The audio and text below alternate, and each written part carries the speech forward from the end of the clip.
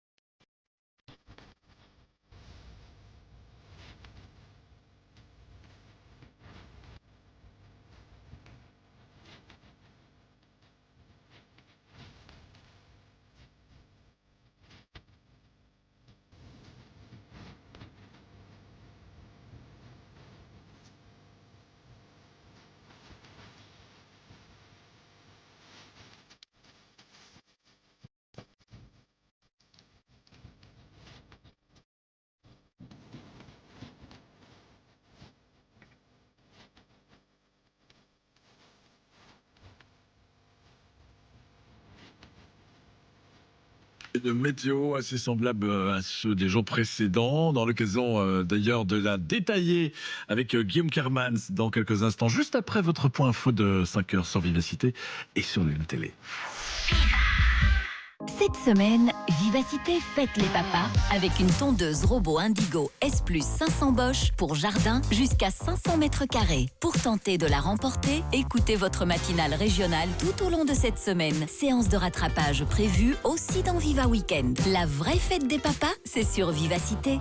Avec Bosch, des outils de jardin innovants pour tous les travaux d'extérieur.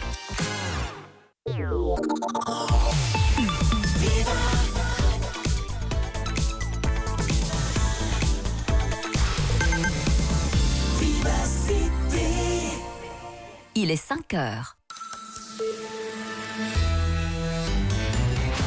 Bonne nuit à tous, Julie Buron pour ces informations. Patrick Bruel mis en examen pour viol, tentative de viol, agression sexuelle et harcèlement sexuel. C'est la décision du parquet de Nanterre ce mercredi soir. Le parquet de Nanterre qui a aussi requis le placement en détention provisoire de Patrick Bruel. C'est un juge des libertés et des détentions qui devra se prononcer. La présidente de la cour d'assises du Hainaut a donné ce mercredi la parole aux accusés avant l'envoi du jury en délibération dans le procès du drame de Strépy-Bracny. Je voudrais dire que je suis conscient que j'ai roulé comme un fou, comme un irresponsable, que je n'ai jamais voulu faire des morts. Voilà ce qu'a déclaré Paolo Falzone, le conducteur. Le jury est à présent entré en délibération. Le verdict est attendu au plus tard vendredi. La Flandre a donné son feu vert à la circulation des voitures Tesla autonomes sur la voie publique. Cette autorisation s'applique à l'ensemble des routes belges. Les essais avec les Tesla autonomes n'ont débuté que le mois dernier, mais cette technologie avait déjà été homologuée aux Pays-Bas.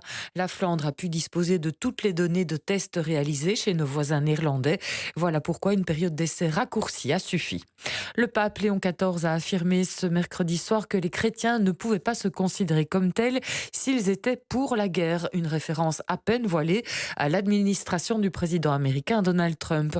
Nous ne pouvons pas croire en Jésus et promouvoir la guerre, a-t-il déclaré dans son homélie prononcée à la basilique de la Sagrada Familia de Barcelone en Espagne, devant des milliers de fidèles, dont le roi d'Espagne, Felipe VI, et son épouse, la reine Laetitia.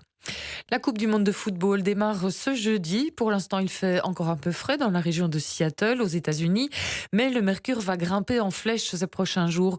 Lundi s'annonce comme la journée la plus chaude et c'est justement ce jour-là que les Diables Rouges disputeront leur premier match contre l'Égypte. Les températures pourraient atteindre 33 degrés ce jour-là. Le défenseur des Diables, Connie de Winter, ne s'en fait pas pour autant. Le soleil n'est jamais une mauvaise chose, il apporte de l'énergie positive, a-t-il déclaré en conférence de presse. C'est tout pour ces informations. Merci de nous écouter. Retrouvez toute l'info sur RTBF Actu.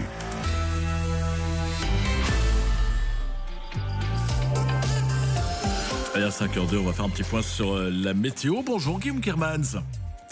Bonjour Bernard. On se retrouve avec une météo assez semblable à celle de hier et même d'avant-hier. Ouais, mais la journée va débuter sous un ciel assez variable selon les régions. On retrouve quelques bandes grisailles, surtout au sud du Sillon-Sambre-et-Meuse.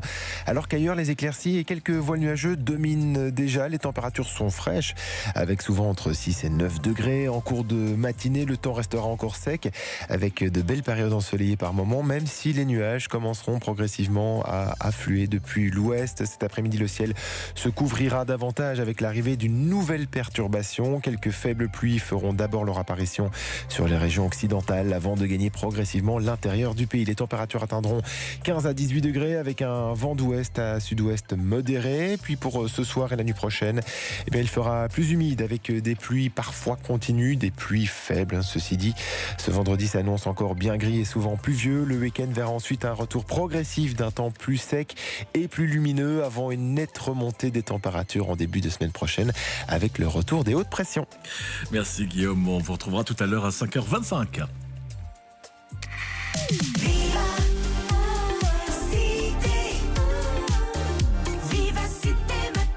Avec Bernard Doé.